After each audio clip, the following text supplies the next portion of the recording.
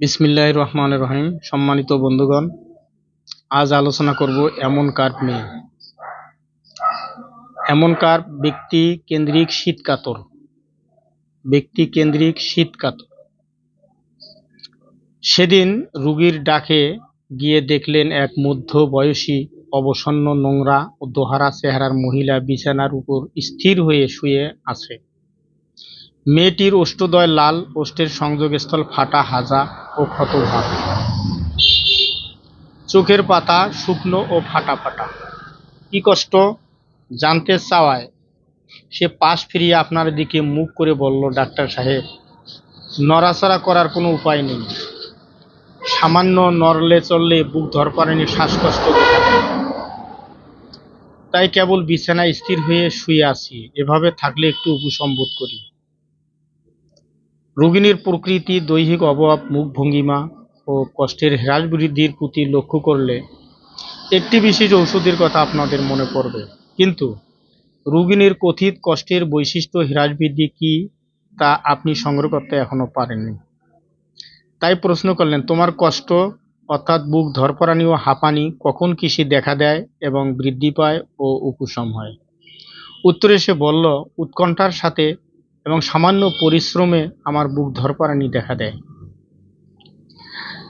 সঞ্চালনে বুক ধরপড়ানি দেখা দেয়, এজন্য বাম পাশে শুইতে পারি না, মানে বাম পাশে শুলে বৃদ্ধি পায়। রাতে এত জোরে জোরে বুক ধরপড়ান করে যে তা আমি নিজ কানে শুনতে পাই। তখন মনে হয় আমি আর বাঁচব না, আমি মারা যাব। তাছাড়া বিছানায় শুয়ে তন্দ্রা ভাব এলেই হলো অমনি দম বন্ধের ভাব হয়ে আসে। তখন উৎকণ্ঠার সাথে জেগে উঠি, সাথে সাথে খুব খুব কাশি ও শ্বাসকষ্ট এসে হাজির হয়।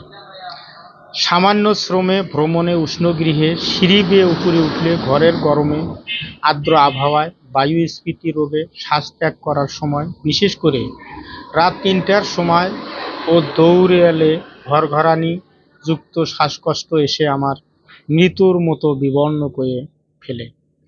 সে সময় বিছানা ছেড়ে কেবল স্থির হয়ে পড়ে খাবি খাই, খোলা বাতাসের জন্য ব্যাকুল হয়ে উঠি। কেবল ঠান্ডা বাতাস ও খোলা বাতাসে চুপচাপ বসে থাকলে ভালো থাকে। তাছাড়া স্কন্ধদ্বয় সংকুচিত করলে ও উপশম বোধ করি এবং সেই সাথে হলদে বর্ণের দুর্গন্ধযুক্ত কফ উঠে গলার কাছে ঘর ঘর শব্দ করে। কষ্ট শীতকালে বৃদ্ধি পায়। হাঁপানির সময় নাড়ি বসে যায়, মুখমণ্ডল বিবর্ণ ও ঠান্ডা হয়ে পড়ে। তখন মনে হয় আমি আর বাঁচব না। লক্ষণগুলির প্রতি লক্ষ্য করলে এমন কার্ভের কথা আপনাদের মনে পড়বে। সে কারণে এমন কার্ভের আরও বৈশিষ্ট্য অনুসন্ধানের জন্য রোগিণী শীত কাতর না গরম কাতর, মন মেজাজ কেমন, কখন কিসে দেখা দেয়, বৃদ্ধি পায়, উপশম হয়, তা জানার জন্য প্রশ্ন করল, তোমার ঠান্ডা গরম কোনটি কেমন সহ্য হয় এবং শীতকালে তুমি গোসল করো কেমন? উত্তরে সে বলল, কোনো রকম ঠান্ডা আমি সহ্য করতে পারি না। গোসল করলে কষ্ট বাড়ে, দেহের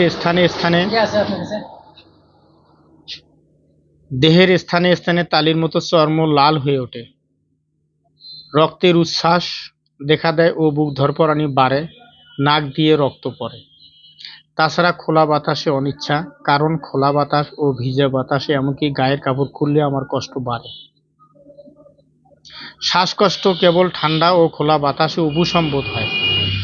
আহারের ইচ্ছা অনিচ্ছা সম্বন্ধে প্রশ্ন করলে সে বলল, মিষ্টি, টক খাদ্য, ঠান্ডা খাদ্য, পানীয় এবং রুটি খেতে ইচ্ছা হয়, দুধ ও মাংস খেতে ইচ্ছা হয় না। প্রায় সময়ই মুখে রক্তের স্বাদ লেগে থাকে, প্রবল ক্ষুধা, অথচ সামান্য আহারে পেট ভরে যায়। মন মেজাজ কেমন জানতে চেয়ে পেলেন, অলস, ক্রোধপ্রবণ, বৃষ্টির দিনে রোগ বাড়ে, পরিশ্রম কাতরতা, অন্যমনস্ক, সিসকাদুনে সামান্যতে অবসন্ন হয়ে পড়ে।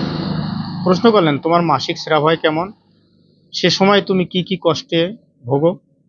উত্তরে সে বলল, বেদনাযুক্ত, অতি শীঘ্র অগ্রগামী ঋতুস্রাব, কালো রঙের, প্রচুর চাপ চাপ রক্ত ভাঙে, রাতে অধিক পরিমাণ স্রাব দেখা দেয়, দণ্ডায়মান অবস্থায় ভ্রমণে ও শীতল বাতাসে স্রাব বৃদ্ধি পায়। স্রাব ক্ষতকর, তাই জননেন্দ্রিয় আমার হেজে যায়। তাছাড়া আমার শরীরের নিঃসৃত স্রাবগুলি ক্ষতকর। যে কোনো স্রাবই আমার শরীর থেকে নিঃসরণ হয়ে তা ক্ষতকর বলে মনে হয়, তাই স্রাব নির্গমনের স্থানসমূহ আমার হেজে যায়।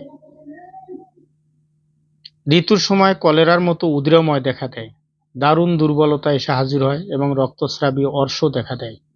তাছাড়া শরীরটি আমার রক্তস্রাবী, তাই সামান্য কারণে শরীরে বিভিন্ন স্থান হতে কালো বর্ণের রক্তস্রাব ঘটে। ঋতুর পর পানির মতো ক্ষতকর জ্বালাযুক্ত পদস্রাব এত ক্ষতকর যে যোনিদেশ হাজিয়ে দেয়।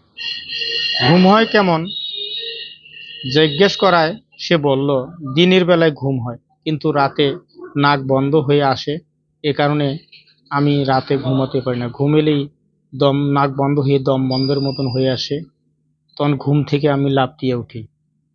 স্বপ্নে মরা মানুষের, কীট পতঙ্গ, উকুন, ভূত প্রেতের স্বপ্ন দেখি। এবার আপনার রোগীকে আপনি এমন কার্ভ প্রেসক্রিপশন করুন। আর এমন কার্ভ রোগীর জন্য নিষিদ্ধ খাদ্য আছে মিষ্টি এবং গরম খাদ্য। ক্রিয়ানাশক হচ্ছে সবজি, টক বাদাম ও জলপাইয়ের তেল। সম্মানিত বন্ধুগণ, ভিডিওটি ভালো লাগলে